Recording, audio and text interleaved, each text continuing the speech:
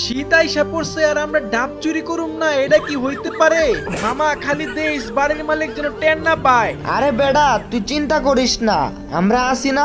বাড়ির মালিক যদি আইসা পড়ে তোরে ডাক দিমু, তুই নাইমা যাবি গা। মামা আমার কিন্তু ভয় লাগতাছে, যদি একবার ধরা খাইয়া যাই বাড়ির মালিক কিন্তু সবগুলারে কানে ধরাইবো, আবার সবারে বইলা দিব আমরা ডাবচুর। আরে বেডা এত ভয় পাস কেন? যদি বাড়ির মালিক টের পাইয়া যায় আমরা দিমু দৌড়, আমাকে কি আর খুঁজা পাইবো? এত ভয় পাওয়ার কি আছে? ওই বেটা কি কস, প্রিমিস যে গাছে উঠছে ওর তো নামতে অনেক সময় লাগবো, এর মধ্যে তো আমরা সবাই ধরা খাইয়া যাবো, আর একবার ধরা খাইলে মান ইজ্জত সব শেষ।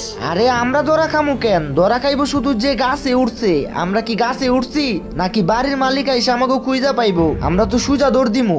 এই মামা তোরা কি নিচে আসছো? আমার রাইখা কিন্তু যাইস না, আমি কিন্তু তোদের ভরসায় উঠছি। এই বেটা আমার কাছে কে উঠছে রে? কার এত বড় সাহস আমার ডাব গাছে উঠছে? মামা পালা পালা পালা।